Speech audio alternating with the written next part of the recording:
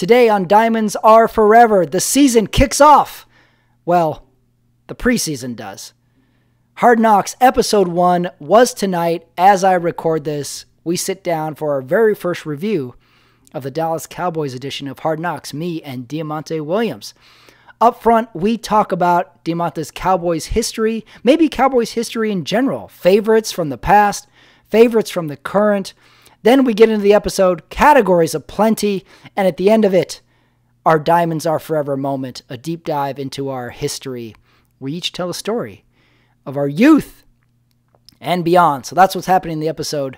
But for me, this Thursday, Pomona, California, 7 p.m., catch me doing live stand-up comedy, and then the Burbank Comedy Festival follows that. So plenty of opportunities to see me do stand-up comedy.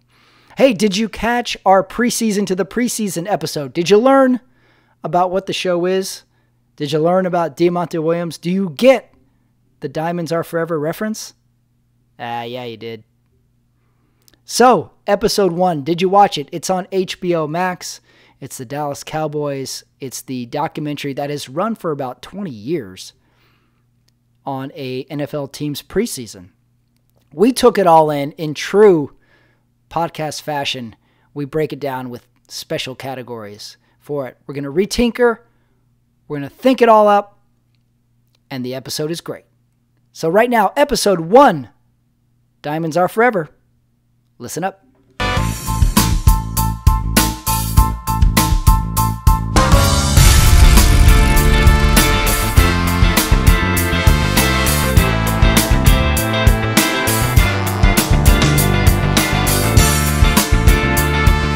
We are here. We're recording this 8:20 West Coast time.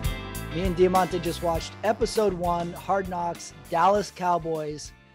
A lot to take in, and yet, like, I have a lot of like further questions out of this episode. You know, I feel like the season is beginning to start, so that I got to get my legs up to speed.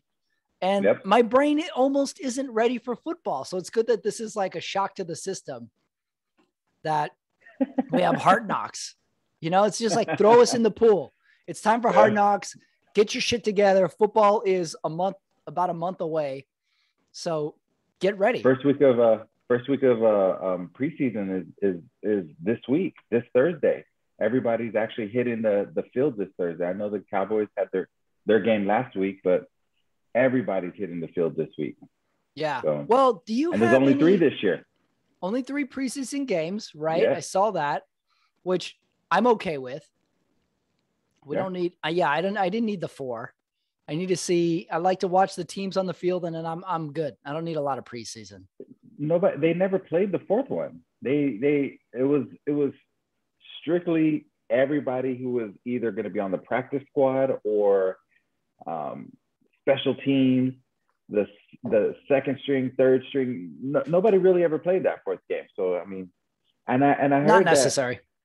And I heard it didn't make sense either because they were making them cut down the roster all the way to almost, I think, the 55 men that they need to go into the season, but they want them to play a 4th preseason game. So it didn't make sense for them. Didn't make sense. I agree.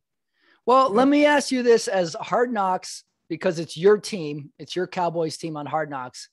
What are your feelings towards watching your team on Hard Knocks? Because when they had the Raiders a few years ago, I was almost like only bad can come from this. I'm only going to get either super motivated for my team and be let down, or I'm going to get angry at my team and say, oh, this is going to be a rough season. What are your feelings about your team being on Hard Knocks? I think to be honest with you, have not gotten into Hard Knocks since the Cowboys' last Hard Knocks episode, right? When was the last time they were there? You said 2008? Yeah, it was a while ago. Yep. And I think that was that should have been Tony Romo in that episode, and it should have been Terrell Owens around that time. But I think it's great. I mean, it's great for football. Everybody knows when there's a few teams that when they're on the up, the NFL is just better. And obviously, everybody knows the Cowboys is one of them, right? Hmm. So I love it. I mean, I kind of feel like, to be honest with you, watching this, I've kind of seen some of this already because I'm a huge Cowboys fan, so I follow all the insiders all the time, and I follow them on Twitter, and they're talking about certain things as I'm watching the episode 2 weeks ago, right? They were Yeah. talking about these things. I was like, oh, so that's what they're talking about. So I think it's great. It's great for football. Everybody, you either love us or you hate us. There's no in between, and it's just great for football. It Yeah. brings out excitement. Yeah, you have to agree if you're a non-Cowboy fan, Cowboys are good. If the Cowboys are good, it's good for the league. You could say this Yep. about the Lakers. You could say this about Yeah. the Yankees, I think. No, Who am you I leaving can. out? Notre Dame might Yep. arguably for college football. What am I leaving out? You could Football, say like baseball, the basketball. 49ers, the whiners, of course, right? You could say about them. I like beating up on the whiners, but it's just not fun when they're not really good, right? Mm-hmm. The Pittsburgh Steelers are one of those teams as well, and I also think like the Green Bay Packers are kind of one of those teams. The NFL is just better when those teams are better. Yeah. Well, let Yeah. me ask you this as a Cowboy fan. Okay, going back to the heyday, or maybe I don't even need to preference this. Who's your favorite Cowboy? And I'm disqualifying Aikman, Emmett Smith, and Michael Irvin. Who is your favorite Dallas Cowboy? It's a good question. Um, I, I really love Terrell Owens. T.O. Get your Mm, popcorn ready. It'd be a toss up between him and it'd be a toss up between Deion Sanders, of course. Prime mm. time was bigger than life as well, right? Prime time was made for to be on the Dallas Cowboys. So I would say those two, both of those guys, huge egos, and they balled. Those guys balled every time they touched the field. They had drama behind them, they had excitement, and then they were gonna show up every Sunday and play their butts off. So I would say those are my favorite Cowboys besides the triplets. Yeah. I go, besides the triplets, I go Daryl Johnson. I like Daryl What? Johnson, the Moose, because there's something you can learn from when the fans yell Moose. If I ever have a Ooh. son, I will name him Lou Bruce, because he will never get booed. They'll be like, boo, like they're just saying No, they're not Bruce, booing man. him. They're not booing my son. His name's Lou, man. Yeah, he spilled all the water cups on the side, but they're just saying Lou. let There's me a let me tell lot to you this. learn from that. It's funny that you bring up Moose Johnson because um, uh, I actually have an autographed football from Moose, right? Sam's Club, El Paso opened up a new Sam's Club. I want to say it was like 2014 or 2015, and usually when El Paso does something big, they always try to tap into the Dallas Cowboys because they know there's a huge Dallas Cowboy following in El Paso. And he was actually at the new Sam's Club in the Northeast signing autographed footballs. And one of my reps was working that Sam's Club, and he actually got me an autographed football. So I have it in my office. I'll take a picture and make sure I share it with the audience next time. Never underestimate our hometown's admiration for like not the best, but like right second in there. We love it. Daryl Johnson, Sherman Hemsley would be another one. El Paso flips out for Eddie Money. Yeah. We'll throw out the red carpet if you show up. So don't ever Yep. underestimate how much we love. Who is your favorite Cowboys team over the years? Do you have a favorite Cowboys Super Bowl year or a team that just really did well? My favorite team is the team that's happening right now. That's my favorite team, right? Wow. Of course, I could always go back to the Super Bowl days, but I like to live in the moment. I don't like to talk about the past like a lot of the Cowboys fans do. I mean, I say that by us having those championships in the past, it's part of our pedigree, right? We have that championship pedigree. I'm not going to talk about that. So my favorite Cowboys team is the present one. You're very in the moment 2021. sort of fan, huh? Yes. Yes. All right. Let's get into the episode. Before we start, okay, here's some 2000. Hold on. I got to get ready Now for we this. can begin your beer moment. All right. Beer Okay. of the week, guys. Cheers, my man. All right, cheers. This preseason has started. Let me showcase this Buffalo Bayou, right? Brewing company. This is called the Crush IPA. So we're gonna Crush City IPA. I think I'm gonna try to showcase a local beer every week for this, and you should do the same. I know California, that side of the USA has tons of microbreweries, so bring them out. Did you choose the Buffalo something beer over the Cowboys' first Super Bowl win over the Buffalo Bills? Oh my goodness! See how that works? You're gonna have a hell of a time finding the Pittsburgh Steelers stout for episode 2. It's funny that you say that because I remember their first Super Bowl win. I was in elementary school when they first beat the Buffalo Bills. And there was actually a Buffalo Bills fan that went to my elementary school. His name was Robert. And I know Robert to this day. We see each other all the time. He's a year younger than me. And I actually got into a fight on the jungle gym with this guy because he had a Buffalo Bills shirt on and we whooped him, right? We whooped the Buffalo Bills. And I was like, you're from El Paso. How are you a Buffalo Bills fan, right? And he'll tell you this story to this day. I hopefully he sees this on our social media because he'll remember that story. Robert, you're about to get your ass whooped again. 33 years later. he beat me up, man. He was a big he eventually beat you up. A big guy. Well, remember as a kid, your sports team was essentially your identity. Like if you came back to school Monday morning and your team had lost on Sunday, you were essentially wrong in everything in your life that Monday morning. That was such a big deal. Your friend would come back. You'd be like, what's wrong with you? Why do you like that team? They lost. You're like, I have nothing to do with it. I'm sorry. My heart is broken. I used to hate watching SportsCenter the next 3 days after the Cowboys. I still hate watching SportsCenter after the Cowboys lose because such a huge team. They want to just blast the Cowboys for the next 4 days until Thursday Night Football comes on. It's like, come on, ESPN, stop that. Try to put our faces in the dirt whenever the Cowboys lose. Last year, let me give you some Cowboys stats from last year.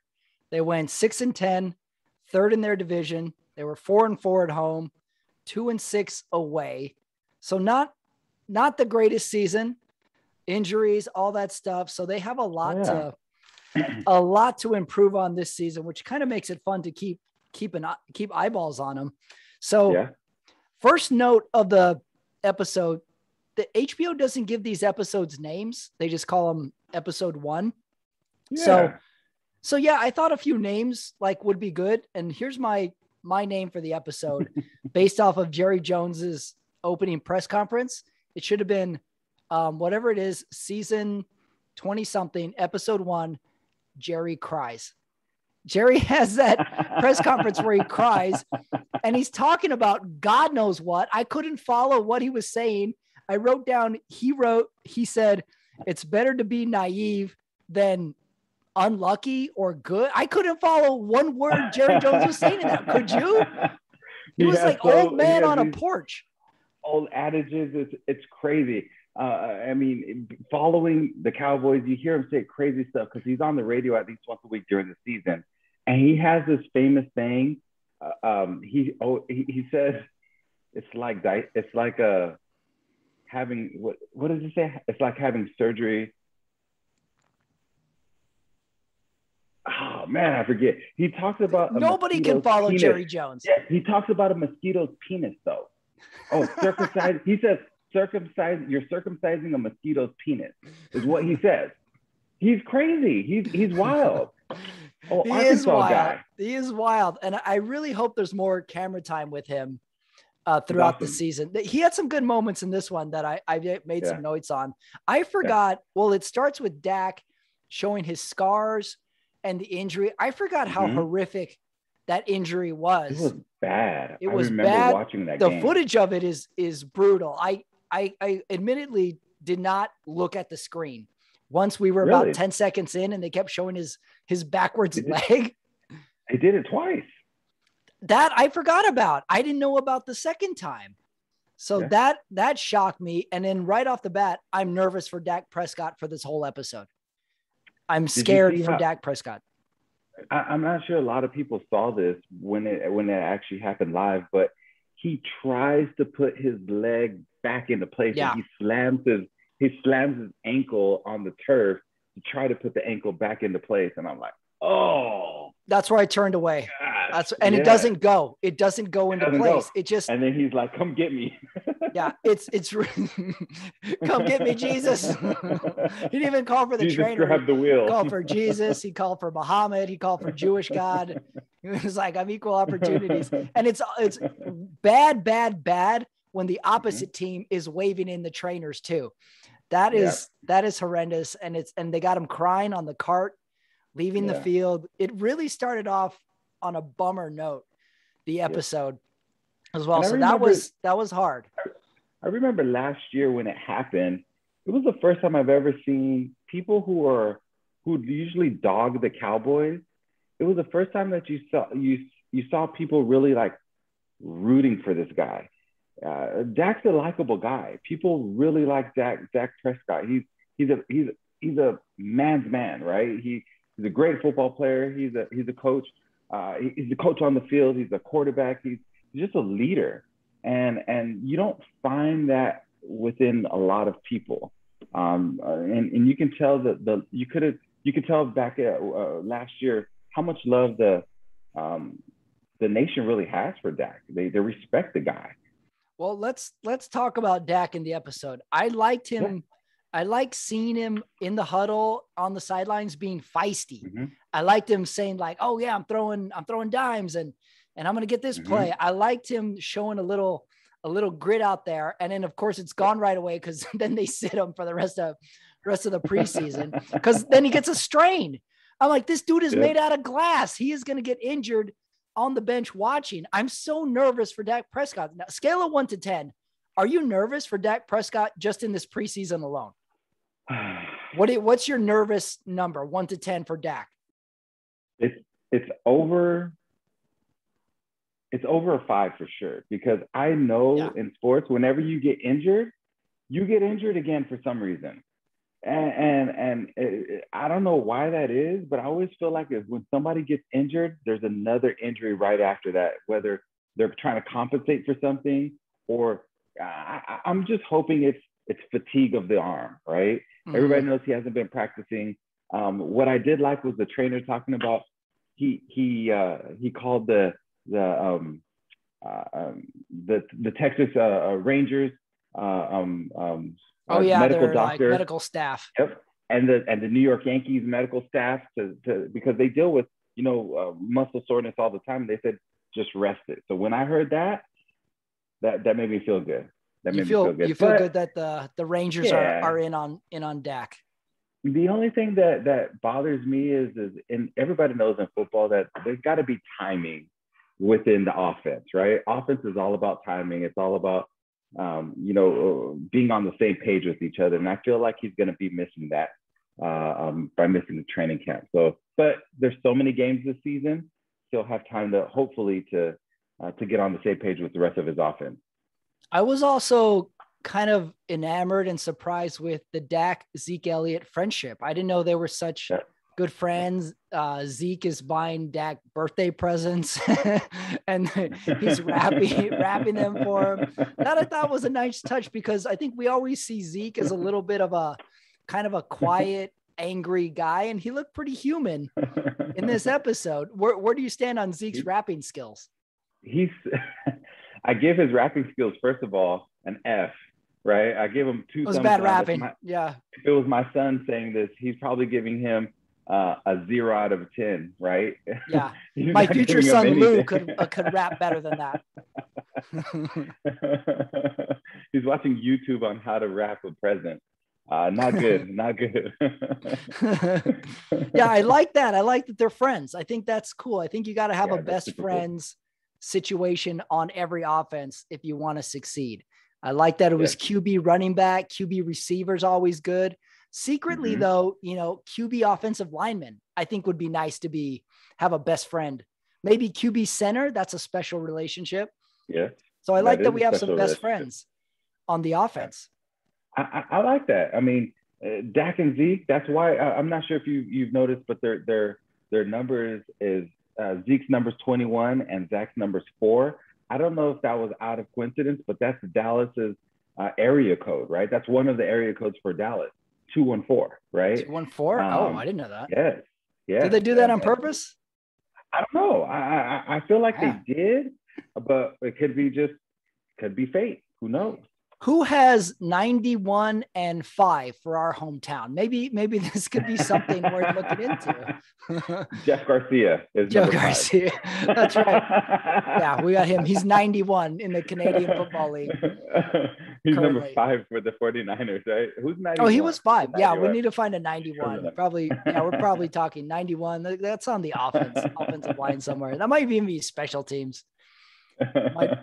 Well, let's get him on to open a new Toyota dealership in our hometown. He'd show up. He will. He definitely will. Do you think it would be fun to attend a training camp, like as a fan? Like I'm sitting there watching it and like they're doing plays and stuff, but I get a feeling that it's a lot of waiting around. Do you think it'd be fun to go to a training camp? The training camp, people who show up to training camp are the people who can't afford. I mean, no disrespect to them, right? But they're the people who can't afford to go to the actual game, right? So they show up to the training camp. So I don't know how fun that could be. I mean, just waiting around, just watching. Yeah, I'm with you. I bet it's not fun.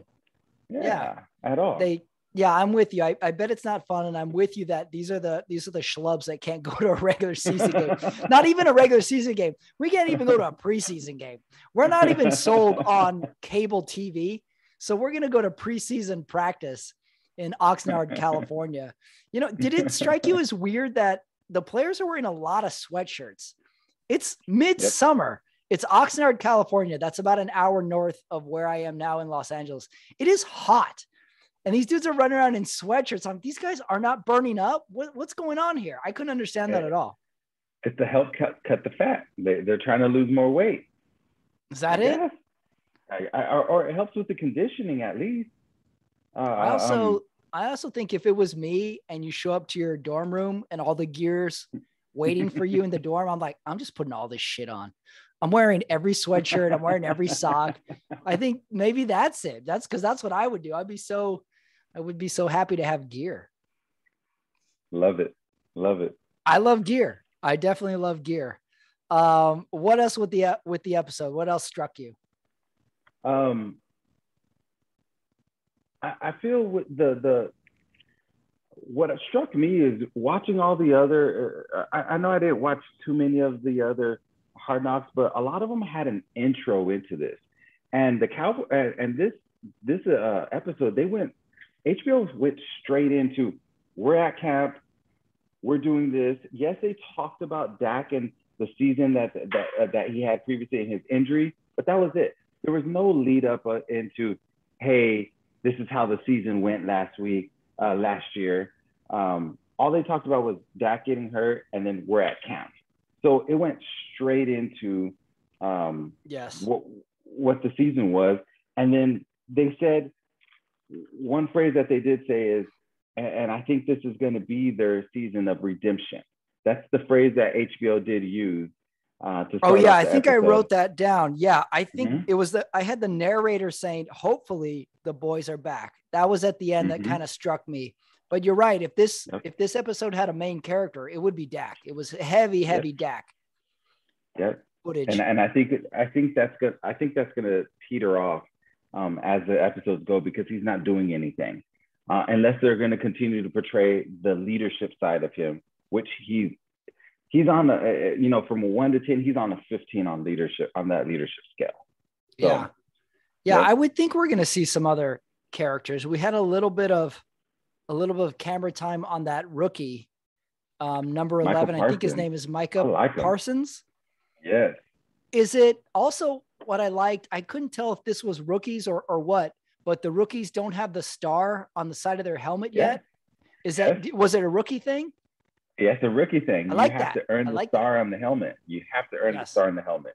Yeah, I like Yeah. that. I like the Browns from a couple years ago didn't have the stripe, and they put the stripe on, I think, the last preseason. Yeah. I like that. Yeah. I like a little like uniform incentive like that. I think that's cool. Yes, absolutely. Yeah, Kind of he like was a that. You nice got to side earn your character. spot. Right. I like Michael Parsons, but and believe it or not, that was the reason why he kind of people didn't want to draft Michael Parsons because they felt like he was a little too crazy. He was a little bit too frat boyish and immature. He was one of the guys that were out there hazing, so almost like an old school type of football player, you know. And so they questioned his character, but that's a football player, man. He likes to play. He likes to play ball. And he likes to have fun doing it. So yeah, I don't know what the big deal is. What people like, it's very hard to explain. I played a little sports in high school, but I mainly was cycling throughout my 20s and 30s. With athletes, they're very much caged animals because you use your body and that's it. So getting the cerebral part, getting them coached up is really, really hard to do, especially when they have a ton of talent because they know I don't really need your ass. They know they are so good. It is really hard to coach up someone who's really talented. And I think he might be kind of like that because like when he's talking to the camera, when they have him mic'd up, he sounds like a child. He sounds, he does. Yeah, I have some of it when we get to the categories of what I liked about him, but you forget that these are early 20s guys. He's probably only like 21 or 22. Let me look that up Very real young. quick. Let me see how old he is. Very, he's very young. Super young. But definitely on my list of like, okay, now I got someone to follow throughout the season, throughout the preseason. I want to see what his stats are. I want to see how he's matching up. I want to see if he's a starter. So that's what's cool is now we got a supporting character, and I hope they spend some more time with him on him. I had a lot of Michael Parsons thoughts after watching this episode. The other thing that got me super He's 22 years old. very young rookie, America's team, super young Gemini guy too. How did you feel about Jerry Jones eating that really good looking hamburger? Was it a hamburger or a breakfast sandwich? I couldn't tell. It looked like he was eating a McGriddle is what it looked like. I was wondering, where do you think that was McDonald's from? wrapping. I don't think he's eating McDonald's, right? But it looked straight like a McDonald's wrapper, and it looked like a McGriddle is what it looked like. And then he poured all that salt on there at the end. Yes, I did note that he added salt to it. I thought it possibly from the wrapper, it could have been Burger King, but I'm with you. I'm like, Jerry Jones doesn't eat, but that's definitely fast food. Where is that from?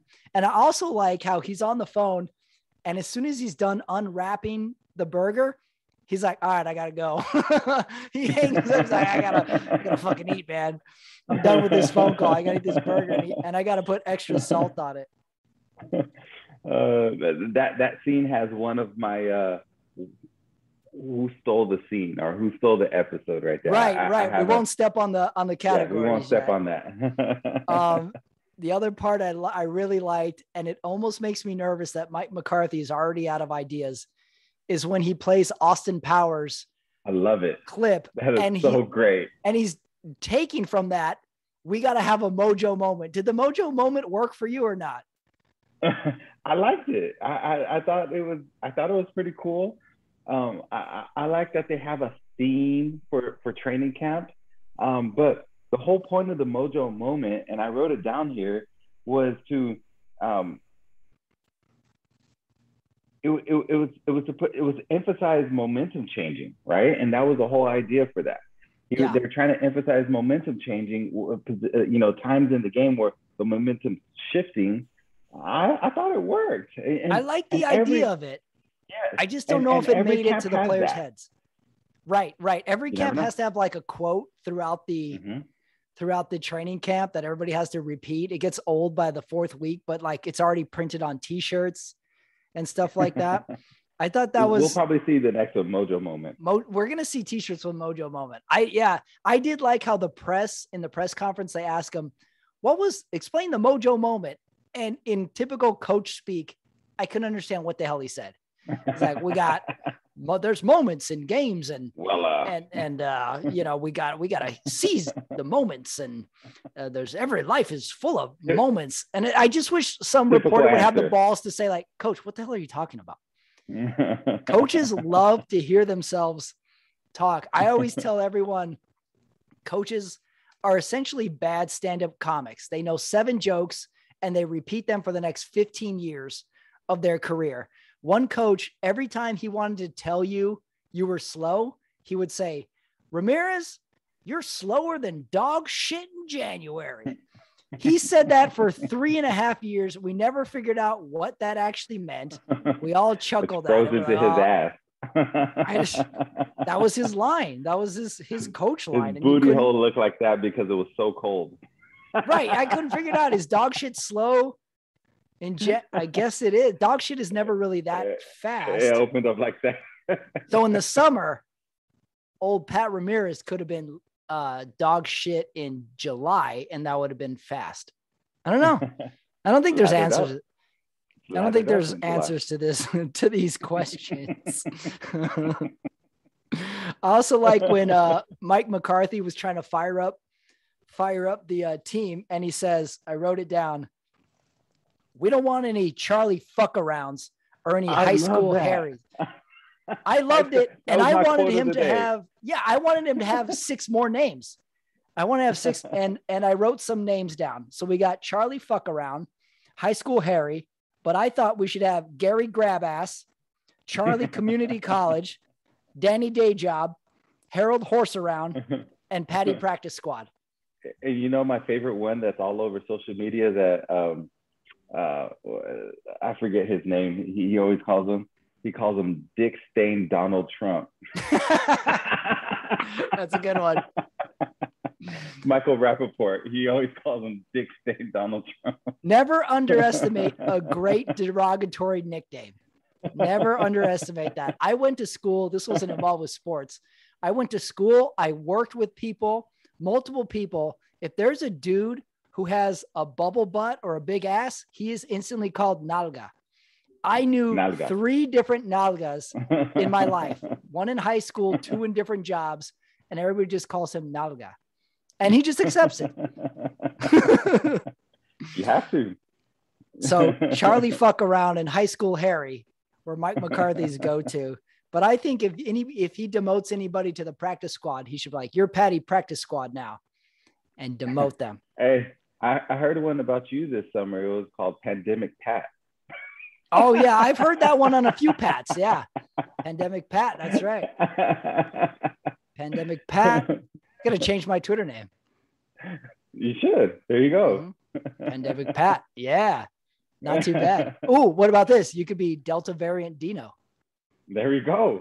You know what? I'm changing my mind. Instead of, if I have a second son, I'm naming him Delta variant. I'm very hip.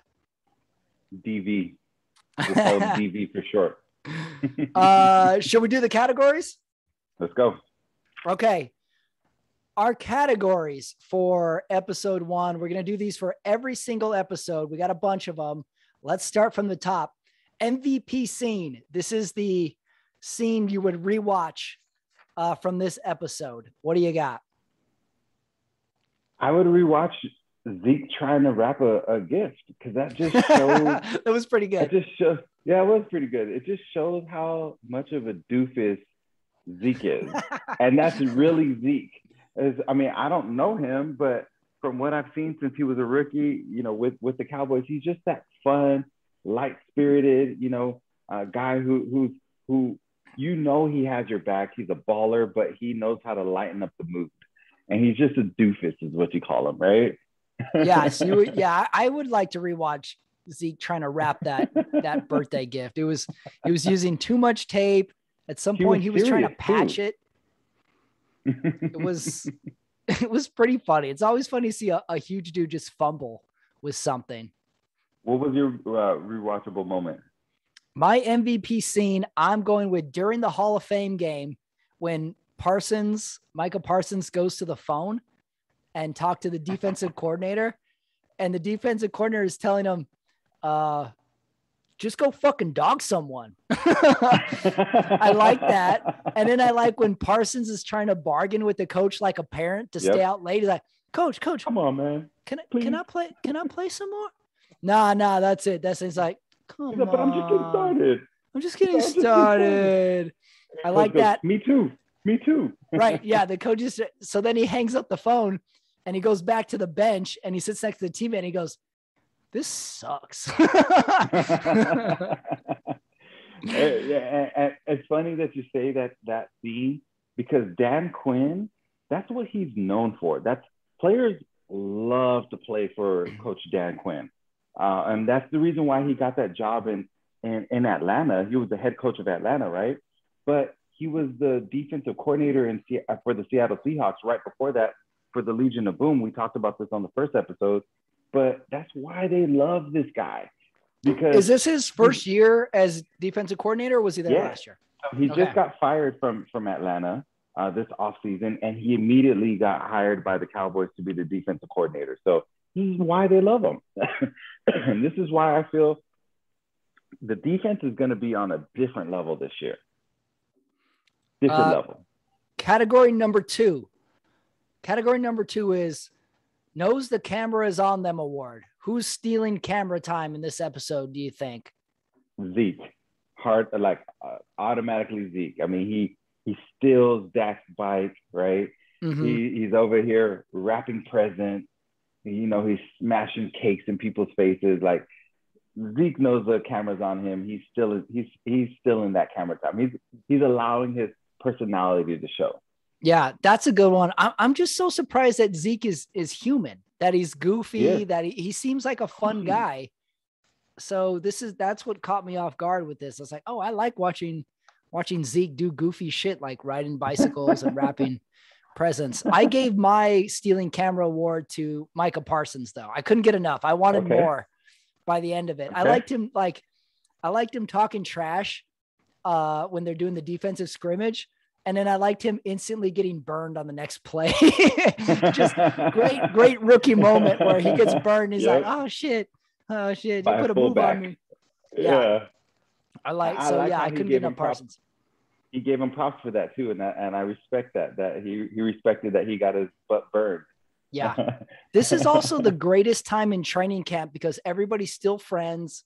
Everybody's congratulating each other for making plays. Yes. Everybody's like, you'll get them. They're not tired of each other yet. They're not tired of each other. Yeah. They're not on the chopping block yet. So this has got to be the best training camp time, is that first week where everybody's getting to know each other. Everybody's friends. Category number 3. This one's called Reality TV Green Light Award. Who from the episode should have a reality TV show? It's either one of those. Parsons or Zeke. Yeah, easily. Those two really kind of stole the show. Stole it. Those guys are, and I feel like they're going to kind of keep those guys around in a lot of things because, number one, Parsons was the number 1 draft pick. So they've got to kind of be around him. But he's got a pretty big personality, and I like that. He's a fun – I told you he's a frat boy. Who doesn't love like a frat boy? We have so many frat boyish TV shows. Like, this would make perfect sense. We have Fuckboy Island. We have The Real World. We have The Bachelor. This is perfect. I don't know why we can't just have a reality TV show within the TV show. Obviously, those two were. Go ahead. I was gonna say, I bet you that guy has an episode of Girls Gone Wild somewhere that he's that he's in. Right? Yeah. Those two are the obvious picks. So I went a little deeper with my picks. I got 2. We got Mike McCarthy's parents when he brings them to the Hall of Fame game, and they're like the sweetest old couple. They don't know what's going on, and Mike McCarthy's like, can they stand here? And the guy's like, nah, they should go over there. I would just love a camera to follow them around and see what they do. Mm-hmm. Then on the credits, Dak is talking to the towel boy, and he's like, I can help you with your love life. I want that TV show. I want Dak helping the towel boy with his love life. I mean, I want Dak like in the towel boy's like Snapchats, be like, what's up? I'm hanging with your boy. This is Dak. Want you go out with them? Want you I want Dak to grab the phone from the Cowboy and be like, give me that phone. Hey, what's going on? Where you at? We'll come over. That would be a great TV show. Dak. That's awesome. Dak helps a Cowboy. I have a. I actually want to go back to the scene that was most watchable, also, which was our number one, and I forgot I had a close second when their special teams coach was talking about getting a vasectomy. Oh, I have that in another category. Yeah. Save it. Man, I have it in. I have it in one of my categories. That was gold. That was good. That was so good.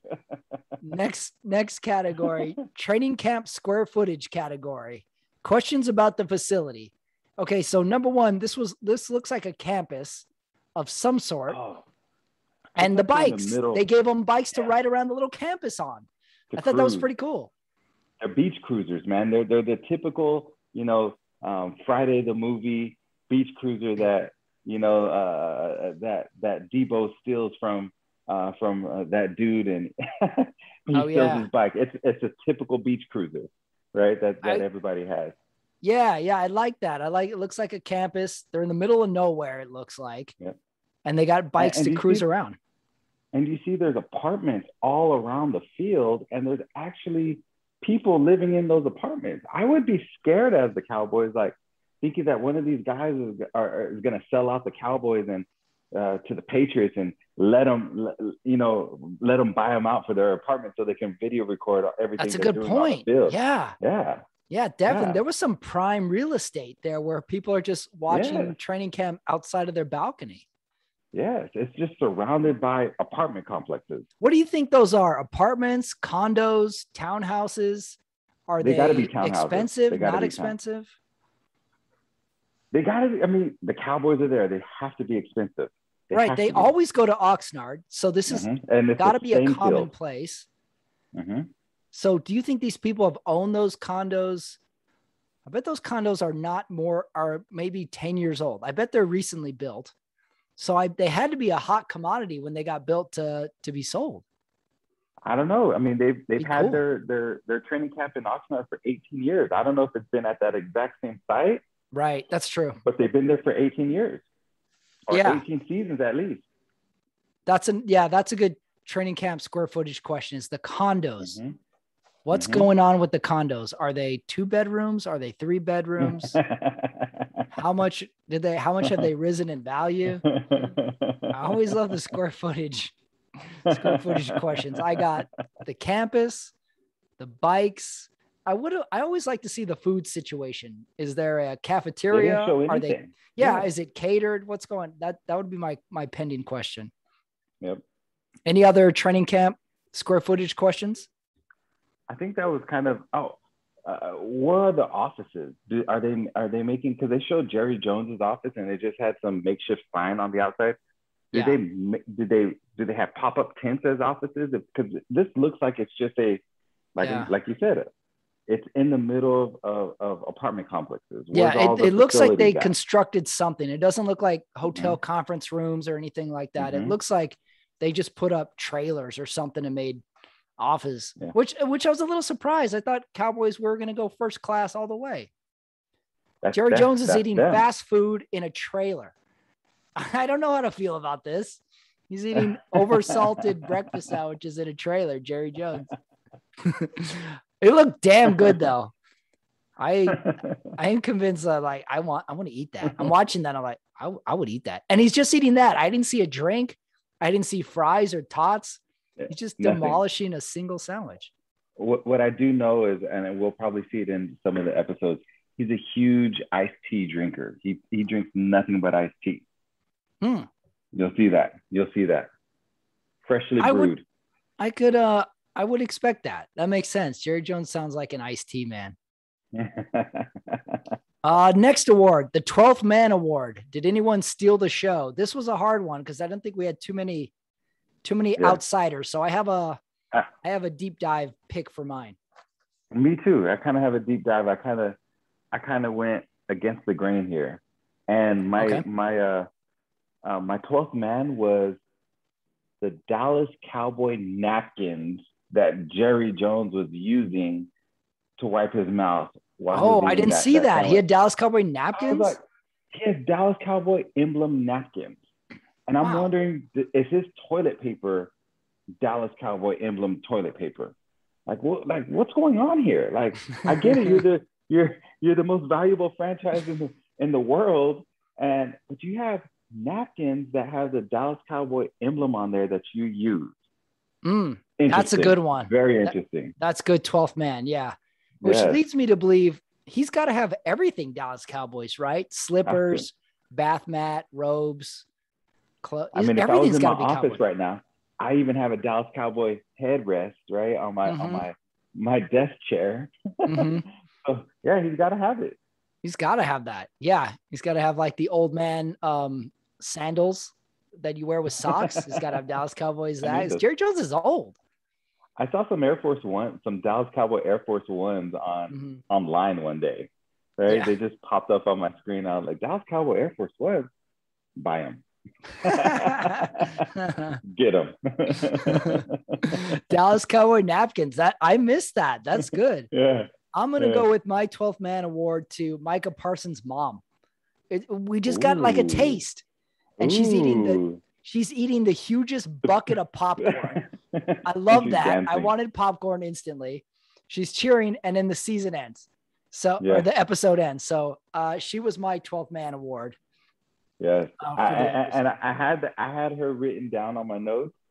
She's that typical mom that my son's the rookie, like this is our first time with a lot of money, being he went to Penn State, but this is the big stage right here. And she's just eating it up, dancing, taking selfies, she was awesome. Mom was awesome. That was good. She gets my 12th man award. What about join the team award? Who in this episode would you want to be? I chose the water boy because number one, every player is happy to see the water boy because he's got water, he's got Gatorade, and then you get to stand on the sidelines and hear all the player chatter while they're talking too. So yeah, I went with the water boy who was in the episode for like a second and a half. And he gives Zeke or Dak some water. It looked cool. I was like, I'll be the water boy. I just want to be a cameraman. I just want to be a fly on the wall, just looking at everything, right? Being able to hear all the conversations. There's so much I know we're not seeing or hearing. That's who I would want to be. I'd want to be. It's either them or I would want to be. The obvious is Jerry Jones, right? Multi-billionaire, owner of the best franchise in the world. He's got it all. It's got napkins with his emblem on it. Napkins, yeah. May or may not have toilet paper with his emblem on it. I almost can bet my last dollar in my bank that he has that. You know what? Jerry Jones probably has? He probably has toilet paper, but not of the team, of like a rival. Yeah. He probably has Pittsburgh Steeler or some business. No. He probably has like Mark Cuban. Philadelphia Eagles. He wipes his ass with the Philadelphia Eagles. He's got to wipe his ass with something he doesn't like. And he's taken the time to custom make toilet paper of that. I would like, either every week or a person. I bet he's got some business people that he hates and he's got their face. He's got like Mark Cuban toilet paper. He's like, that assholes screwed me out of that Domino's deal. Dallas. Yeah, I'm the better owner in Dallas. Yeah, he's got some Dallas rivalries. Like, I'll get that Papa John's deal back from Mark Cuban anytime. Yeah, that's got to happen. I'd love to know it. Next category, casting couch. Cast an actor to play someone in this episode. What do you think? I could see Will Smith playing Dak Prescott. Not too old? You like Will Smith for Dak, huh? He's just light skinned, he's got the height, and he's got, because Dak he's fun, but he has an aura of just being serious, and Will Smith, in his early days, he was that jokester, but as he's gotten older, he's more just stern, just serious. So I would say Will Smith there. What about you? Well, I also casted Dak Prescott being the lead. I went with Michael B. Jordan Probably an easy pick, but I think Michael B. Jordan could go deep if we made it like a very dramatic injury. Not to mention, I forgot about Dak's brother's suicide. About a year ago. That's traumatic. So if we made this a little dramatic movie about Dak's life, I think Michael B. Jordan would be good for the dramatic stuff as well. Correct. I also decided to cast Mike McCarthy too. And I went with Kevin James for Mike McCarthy. Who's Kevin James? Is he Kevin James is from King of Queens. Yep. This is if we're gonna do a comedy. Kevin James just there chewing gum, wearing Oakley glasses. Also, did you think it was a little weird too, where there was the part where they're sort of determining Dak's strain, but Mike McCarthy and Dak aren't talking to each other. They're talking through the trainer. And Dak's like, nah, this is a trainer. And the trainer's like, yeah, it's a strain. Why is he on the field? I want to stay here. All right, go tell him to get treatment. Yeah. And they don't talk to each other. They're talking. Why is he here? Why is he here? You know, and the trainer's like, you wanted him to immediately go get fixed. Trainer's like, I don't know. The hell do I know? He wanted to be here. Wanted to be here. Leader. And they won't talk to each other. They do it through the trainer. Yeah. That was a little weird. Next category. Hey, trainer, go tell Dak that I also want a McDonald's McRib like Jerry Jones got. Go tell Dak that, trainer. That'll be funny if Mike McCarthy just uses the trainer for everything. This is messenger. Right. Yeah, the trainer's like, I went to medical school. I was like, I don't care. Go tell the water boy I want ice in my water bottle. Next category, who from the movies would be in this category? What movie character should be in this episode? It wasn't a movie character, but I have a sitcom character. I put Joey from Friends to play Zeke all day long. Could I be wrapping any more presents? Seriously. They're just doofuses, right? They're just a doofus. Like, you're just a dork. Like, you're a big, jolly, funny guy, right? Wow. Joey Tribbiani from Friends as Zeke Elliott. Yep. Interesting. Yep. I'd watch that. I'd totally watch that. There could be a scene where they break the huddle and Joey Tribbiani has like the jersey on backwards or something. He just can't get it right. With his like dumb face. Yes. Like Dak calls the complicated play and Joey Tribbiani's like, so I get the ball? Like, no, didn't you hear the play? Got it. So I get the ball? I went for this episode. Can we have Austin Powers on the field, encouraging them for the mojo moment? There you go. Or at least an Austin Powers impersonator. Somebody, or get the midget out there. What's the midget's name? Mini-Me. Mini-Me died though. Get Mini-Me out there, man. Yeah, he did die. I forgot. Mini-Me died. Yeah, but again, we could get an impersonator. And like after every good play, you know, he could be like, yeah, baby. He codd do all the lines and stuff. That would be or somebody gets a penalty and he's like, oh, behave. It would be hilarious. Why can't we get an Austin Powers impersonator? That's who I went with. Okay, this category is a new one. Category is called Players' Wives. Did any members of the player's family do anything interesting? I went with Parsons' mom and dad. Yeah. We didn't have a lot of player family in this episode. We didn't. Yet. Yep, we didn't. And I said the same thing. Parsons' mom. You know, she's a rookie mom. Excited. Yeah, we only saw Parsons' mom and dad. We saw Mike McCarthy's mom and dad. That was about it for players' wives. So it's got to go to one of those two. Parsons' parents was funny. Mike McCarthy's parents were funny too. Yep. Next category, unintended comedy award. It's an easy one for me. The special teams coach describing his own vasectomy to a bunch of young players. I couldn't believe that. Did it sound like he got it reversed as well? Yeah, no, he was talking to the guys about what happened if they want to reverse it, because I've heard it's a reversible procedure, right? Yeah, I believe you it can is. get it turned back on, right? So I couldn't believe he was talking about that. I wonder what brought up that conversation. Who was talking about having a vasectomy? And these guys are all 20-year-olds. All right. Any questions on the cover too? Yeah, coach, question. Yeah, go ahead. You ever get a vasectomy, dude? Hell yeah, I did, to take the I like how he's describing it like a doctor's like, you get the vas deferens, right? And then at some point he lost it. He's like, now the sperm, it has nowhere to go. It has nowhere to go. Yeah.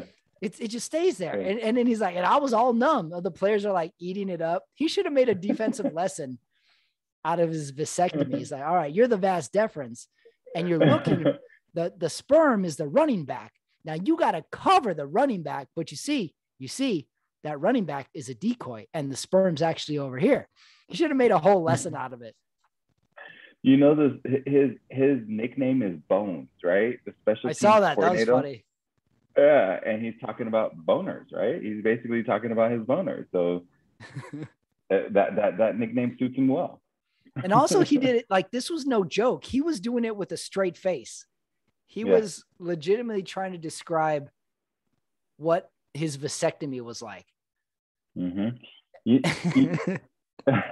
I couldn't believe that. They should have spent more time on that, because I kept waiting for him to like start laughing and he never laughed. You know what was also funny is, I don't know, for some reason they had the camera on the lineman Akala. I guess he's a Hispanic lineman. He only knows Spanish, and he was only like, he sounded like he didn't know any English. I didn't understand that either. What's his deal? I didn't know what the point of that whole scene was. I want to go back and rewatch that and see what was happening there. And it was like, were you trying to make fun of this guy, or like, did he really have something to say? Yeah, that was weird too. It was real short, and he has an accent of some kind. Yeah, he's and then that was it. His last name is Akala, and he said some weird broken up English phrase. I don't know what he said. I'm like, what's going on here? That's true. That was an odd moment. I didn't fully. Yeah, that's true. That never hit home. That was strange. I forgot one as far as join the team award. I forgot one person I'd want to be. You know, the guy who holds the ball and pretends to snap it and then the players fire off. Okay, there's that guy, but there's also the guy that holds a stick where the ball is attached to it. I want to be that guy. I love a world where we were like bending over. Fuck that. I'm going to attach a football to this mop handle, and I'm going to do it while standing up. I want to be football on the stick guy. I like that. You got to have that wrist motion. Right. And they do it all. I love it. I love that we've used so much intelligence so we can be lazier. Bending over. I'm gonna glue work this football. Smarter, not harder, Patrick. Yes. Work smarter, not harder. Yes. I'm gonna vent that, and then I'm gonna somehow devise a Swiffer that has another Swiffer attached to it. I want to be football on the stick guy. Unintended comedy. Yeah, it has to be the vasectomy guy. Vasectomy speech. Love it. From that's too perfect. I hope they come back to that. I hope he's describing something sensitive in every episode. What about that? Yeah. Next episode, he's telling them about like the birds and the bees. He's telling the players like how to put on a condom or something. He might be that coach that's doing all that. You never know. Yeah. What else could he talk to the players about? We got vasectomies. You can talk to him about the birds and the bees. He could talk to him about like leasing a car or something. That'd be funny. Yeah. Be talking about like if you have like indigestion on a plane, what the best way to handle that. Credit score. That's good. That's pretty good. I need more of Bones. Next category, pending questions. What is unanswered in this episode? Go ahead. I got one big one. What did you think of Zeke's gift to Dak Prescott? He gives him a suitcase. Yeah. Was that a good gift? It was probably like a $10,000 suitcase for some reason, right? Was it? Yeah. Was that a good gift though? Does Dak need a suitcase? I mean, you got to have something new. You guys are traveling a lot every year, right? And you got to have that little miniature, not the big suitcase. It was one of those, personal suitcases that Doesn't you can Dak put already have overhead. one? What is Zach carrying? Carrying his shit in a garbage bag, and he's like, "Oh, thank you, Zeke. You got me a suitcase. Now I can put my sweatpants in them." You're supposed to get one new every year, though. You're supposed to have a brand new one every year. You can't have the same suitcases Okay. on the runway because they have the runway pictures. They got the nice suit on. You can't be using the same suitcase that you had in 2020's pictures when you were getting on the airplane. You can't. Okay. You can't do that. You're not allowed to when you're making $40 million a year. So A+ on the gift. You like the gift? I like the gift. I thought it was pretty nice. that was super nice. Dak loved it. Yeah, he did love it. That's the sign of a good friendship is even if Dak hated it, he didn't show it. He was like, thank you. He instantly put the handle up and started walking with it on the rollers. So it was wrapped. Okay, Zeke's wrapping was poor, but how about the bag the suitcase came in inside the wrapping? That was pretty swanky. It was a bag for the bag is what it was, right? Mm-hmm. It was a bag for the bag. I mean, that was super cool. I didn't catch the name of the brand of suitcase that was. I want to catch that. I didn't see it either. I'm gonna have to rewatch that. Yeah. Other pending questions. We already talked about it. Where did Jerry Jones get that breakfast sandwich / burger from? Does he salt every meal? How often does Jerry Jones cry at press conferences? Every year. Were some of my other pending questions. The sweatshirts was the other question we already talked about. Why are they all wearing sweatshirts? It's 90 something degrees out. Did you have any other pending questions? I had a pending question. It was a serious one. At the very beginning of the episode, they talked about Dak had 2 surgeries. I wonder what the second surgery was for. He said it like it was like not known, like it was a secret. He's like, I actually had 2 surgeries. He's like, nobody knew about that. It's exactly what he said. No, we kept that on the low. Mm-hmm. So I want to know what the second surgery was for. The reason why I want to know is because Alex Smith just kind of had a freak, accident like Dak did, but he almost lost his leg, and because he ended up getting gangrene. His leg, it got infected, and he almost lost his leg. So I wonder what that second surgery was for. Who would you take? Okay, hypothetical foot race. Who would you take in a foot race? Alex Smith or Dak Prescott? Dak all day long. Easy. Just in a foot race, 100-meter dash. Never bet against black. Okay. In the words of Wesley Snipes, always bet on black. Always bet on black. We need someone else to have there's no such thing as always bet on tan or brown always goes down. We need one for every race. People always bet on black is going to be impossible to beat. We already know that. But maybe we had a few extra ones like Charlie Fuck Around and Patty Practice Squad. Maybe we have some extra ones. Patty Practice Squad. I like that. Patty, I'm going to bust you down to Patty Practice Squad faster than your head could spin. I want him to say it. You know what? Coaches should have writers, and writers can come up with good, quick insults on the fly so that they can have better lines on the field. As coaches never have anything that great to say. So they just end up with no lines. So coaches should have writers. That'd be way better. Patty Practice Squad. It sounds like a threat that I would hear. That's a good pending question is what was that surgery? Yep. Yeah. Wonder what it was. Okay. Next category. It's time for regular season prediction. After watching this episode, what are the Cowboys' record going to be? You've seen episode 1. What do you think? And then you got to tell why you're giving them that. Right. That record. I have 12-5.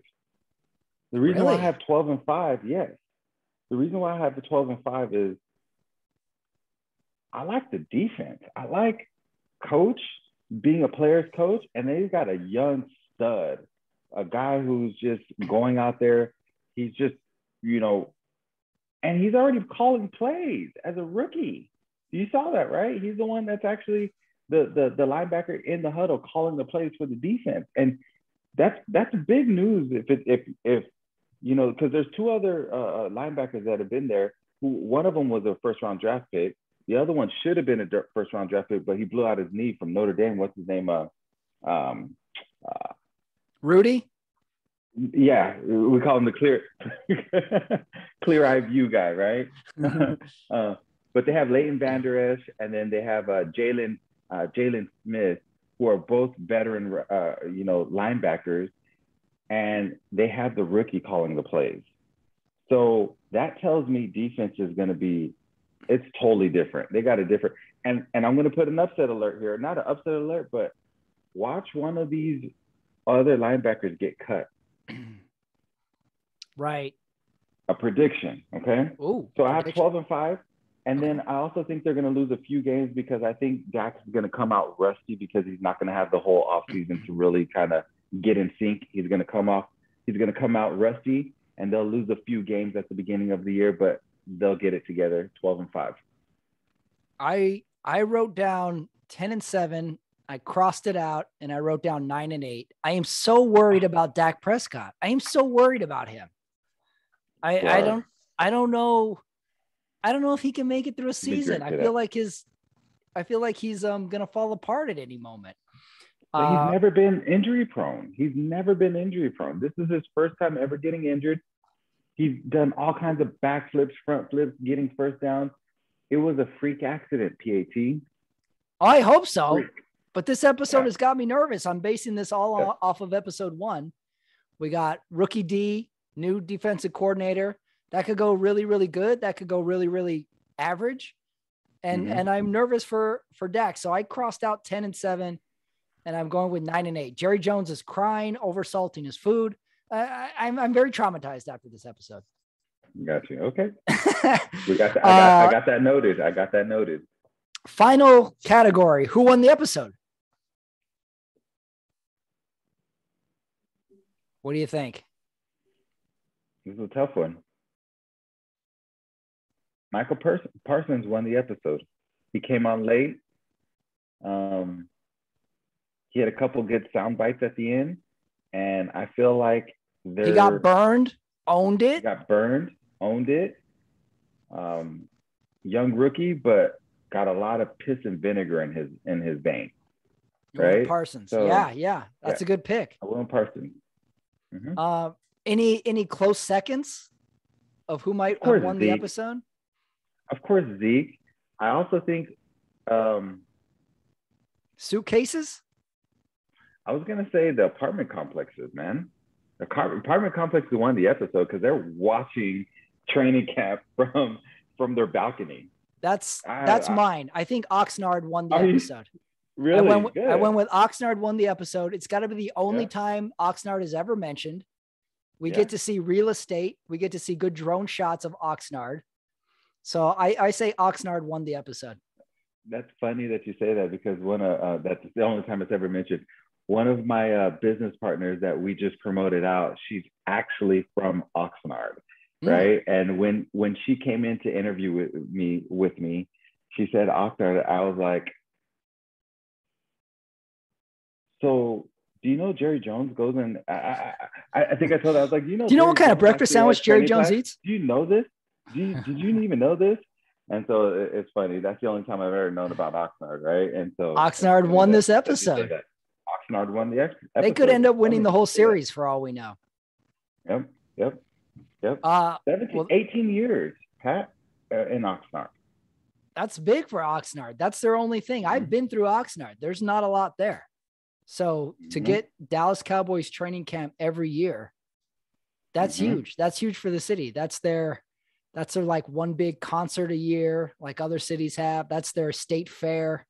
That's their SummerSlam. That's big. I almost want to see more of Oxnard. I want to see how the town comes out for training camp. I want to see the banners. So big, good on Oxnard for keeping this relationship for 18 years. Yeah. I wonder why though. Why Oxnard? Why Oxnard? Yeah, there's tons of other places in California that have a great beach, that have great weather. and probably have way better facilities for the Dallas Cowboys. Why Oxnard? I wonder what's happening there, PhD. Yeah. Maybe it's distraction free. Maybe they've got a deal with Oxnard. Maybe it's just a good relationship, because the Raiders go to Napa Valley every year. They do wine country. Yeah.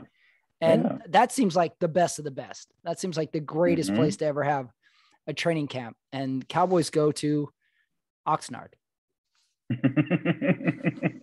But fuck nowhere. Yeah, essentially. Hey, maybe that could be Mike McCarthy's new name for when he busts down the players. You know what? When you're off a Patty practice squad, I'm going to bust you down to butt fuck nowhere. You'll be getting vasectomies from the special teams coach if you keep it up. You're going to circumcise a mosquito. Hurry up. No salt in your breakfast sandwich like Mr. Jones has. All right, that was episode 1 review. I feel like we're just getting our feet wet with it as well. I feel like it hit me like a tidal wave, but I'm like struggling to find all the little details. So I'm looking forward to episode 2 already. All right, though, we're finishing off the episode with the diamonds in the rough corner of it. This is our personalized edition. We're going to share a story involving each of us throughout, I don't know, I guess history. Yeah. So yeah, that's our diamonds in the rough. Each other. Yeah. Do you want to go first? You want me to kick it off? Doesn't matter. I got a good one. Okay. Dino, go ahead. You have, okay. I was going to say, Dino, you have the floor. Okay, cool. I'll take the floor. So I want to talk about our episode with, I guess our summer hanging out with your Uncle Ray, right? Yes, we were the world's shittiest employees. For those who, are really good friends with Pat and the Ramirez family, right? They've got this super cool uncle. His name's Uncle Ray, right? They got a few cool uncles, by the way. But we spent some good time with Uncle Ray one summer, right? Where Uncle Ray used to run the Ramirez groceries in Segundo. It's in Segundo Barrio, right? In El Paso, correct? Yeah. Right?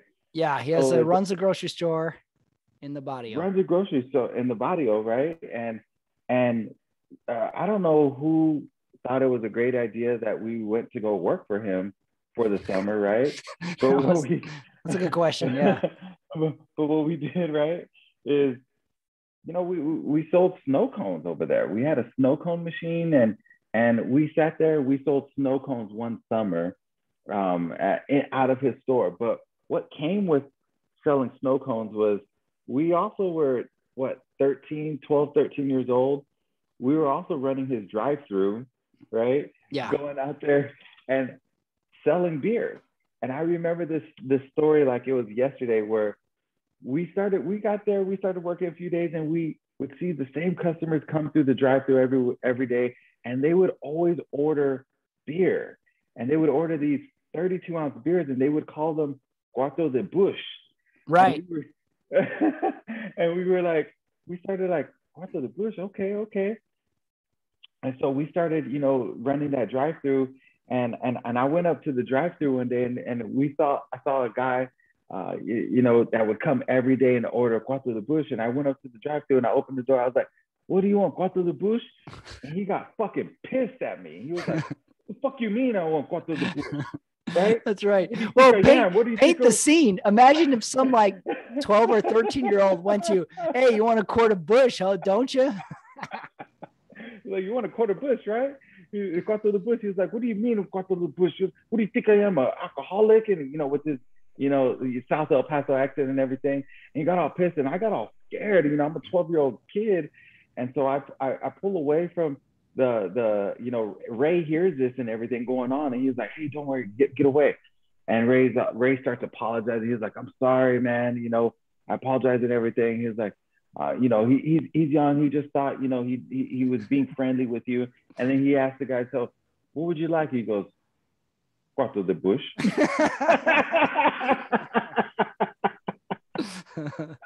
I do remember all of us getting reprimanded for that. It was such a harsh reprimand that he reprimanded all three of us for the one action. Like that whole summer long, we had it coming all summer. Like we were going to get in so much trouble at some point. It was just a matter of time. Think about like, what if a family member of yours just gave you 3 teenage boys to work with, and I'm putting in parentheses or quotes, work with for the summer. Now I feel bad for my Uncle Ray that had to deal with us and just jacking around, trying to we were trying to help with the selling of food and stuff. And then it turned into our free labor. We basically, if we think about it now, your mom basically dumped us for 8 hours of the day on her brother-in-law, right? To have free labor, and we were cleaning out the walk-in refrigerators, selling snow cones, selling through the drive-through, while Ray was watching, Star Trek. He was a big Trekkie. I remember we learned the ways of Ray. Ray would number one make us. Well, he wouldn't make us, but he would tell us to go get him lunch from Dairy Queen. We'd go get lunch. We would go. He would sell newspapers, and he would say, "Go." And this was his move. He would say, "Go get a newspaper," and he would give us 25 cents. And we'd come back with the newspaper. He's like, "Where's the rest of them?" And like, "What do you mean? We got a newspaper?" No, you take them all. You get all the newspapers. Because the old newspaper machines, you opened them and it was just on the honor system. You were supposed to take one newspaper. He was like, "Go take the stack of them, and then we sell them here." And we're like, "Is that legal, man?" That was one ways of Ray. And then we knew his TV schedule. Remember, there was Star Trek, the TV series he would watch. It was like all old TV shows. It was like I Love Lucy, Star Trek, stuff like that. Yeah, it would have his TV and that was probably when he sent us on to go get something. That was probably like his opportunity to go outside and smoke a doobie or something, right? Right. To get us away from the shop so he can go get blazed. I think of all those things now because of like how many times like my brother has kids or my friends have kids, how much they don't know what I do, but like, I'm going to go sneak a beer here or I'm going to talk shit over here. Like, I'm like, oh shit, this is what my uncles and stuff were doing that I never noticed as a kid. It was like, check this out. I'm going to go like, mess up their toys and not even going to notice stuff like that. I was like, now I realize that it wasn't all at surface, that what I was seeing was really happening. So now I feel bad for Fruities, man. Right. We had our snow cones. Oh, and the best part of that whole summer, we never fucking got paid. I still want my motherfucking money, man. I didn't get paid that summer. Why did we do that? John? I don't know. We were supposed to get paid from all of our snow cones. Like there was an envelope. I don't know what your mom did with that envelope with money. We got to ask Irma. We got to see what she did with that envelope of money. We weren't the most savvy of business people back in those days. We just showed up. And I do remember every time Ray got really mad at us, he made us go and clean the rubber mats. And he'd be like, "Go clean the mats." And we have to go outside with the hose and half-assly clean rubber mats. That's a good diamond story. Here's mine. I was reminding this. I was in Chicago a couple of weeks ago where my brother lives. And I was remembering his bachelor party, his bachelor weekend we had. Our plan for the bachelor party was me, you were there, my other brother, a bunch of his friends. We were going to go to a concert in Chicago. We were going to go to Lollapalooza. And the night before Lollapalooza, we got wasted. And in true hangover fashion, I don't remember the night at all. I don't remember anything of where we went. I don't know what we drank, what we did, but I remember the day after. And I remember everybody was a wreck. My brother is dancing on command. One of his friends would start singing and my brother would be compelled to dance in the street, on a sidewalk, in a restaurant. He's dancing. Other friends are all hungover. And then at some point we're crossing the street and you pick up a tree branch, and you put it on the hood of a car that's on a stoplight. And you're like, you're totally happy with yourself. You're like, "Look what I did. I put a branch on a car," and the car is dumbfounded. He honks the horn and gives us one of these. and you like give him like the little smile. And then he just gave up. He was like, I don't know what to do. We're in a restaurant. Everybody's loud and obnoxious. And I'm the one telling everybody, hey, chill out, chill out. At some point I become old man Ramirez. And like every drunken weekend, at some point it turns into, hey, Pat, why are you being such a dick? I think we're going to get kicked out of the restaurant. Loosen up, Pat. Loosen up. Right. Everybody's being obnoxious. And I'm the one who's like, let's not get kicked out. Let's not get kicked out. My brother is trying to speak Spanish to waiters. And I'm getting nervous. So finally we get out of the restaurant. We don't get kicked out. Nothing that terrible happens. And we all have to rally and go to the concert. And you go, who's at this concert? And we're like, it's like Weezer and Green Day. And you go, fuck that. I'm not going. And you laid on the floor with your hand, with your face in your hands. And I was never so jealous. I'd be like, man, I want to stay home. I was like, fuck that, man. Y'all can go watch that shit. Yeah, these were bands and musical acts were not exactly your cup of tea. And you were like, nah, I'm out. I'm not going. So yeah, that was my Diamonds Are Forever stories. You skipping out on the concert and me being jealous that you were laying on the floor. We're like, that sounds better. The concert, because we ended up going, the morning was rough. I remember my brother fell asleep in a crowd of people, and then we rallied for the evening. It turned out okay. But yeah, I remember my brother I remember my brother laid on the ground in the midst of a crowd of people and was asleep. Yeah, Chicago doesn't sleep, man. Chicago bars don't close till like 4 a.m. And, you know, from being from Texas, like you're trying to like down everything from 1 o'clock to 2 o'clock. So I'm over here trying to down everything like in 1 hour. And then I realize it's 2:30 and I'm like, the bar's not closed yet.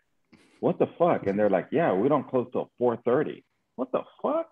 Yeah, right? It's a little surprising. It's a little shocking to us that are not used to that. Oh my goodness. Yeah, I was reminded that weekend and how out of control it was. I remember nothing of the night. I just remember the morning after. I remember the tree branch. I remember my brother dancing in restaurants and trying to speak Spanish. And I remember you, who's playing? And we're like, Weezer. And you acted like, and I think it was the first time you ever heard the word Weezer. I've heard of Weezer before. I haven't heard of them, but I was like, yeah. They have one hit right now. not your type of music. So you were like, nah, I'm not going. And you laid on the floor. And I was like, I wish I could lay on the floor. Hell yeah. Love Diamonds Are Forever. That was episode 1 of Hard Knocks. Next week, episode 2 of more Diamonds Are Forever stories. D. Yes, sir. See you next week. It's a pleasure. Love you, bro. Hey, that is the episode. Our very first one of the season. The real preseason anyway. Episode 1, Jerry Jones cried. He ate a very salty breakfast sandwich. We don't know where it was from. I don't think there's anything more that episode could have packed in there. And now I'm hungry for breakfast sandwiches. Thank you for listening, everybody. Thank you, Diamante Williams. Diamonds Are Forever. What about those stories? I'm getting nervous about these stories now. Because there's a lot of them. Don't worry about that. This week, Pomona, the 12th, Thursday. Catch me 7 p.m. live stand-up comedy. That's right, live. I will be standing there in person in front of people, and you can see it. Hit me up for details. It's all on all my socials. And until next week, Diamonds Are Forever, episode 2 for Diamante Williams and for myself, Patrick Ramirez. We will see you then.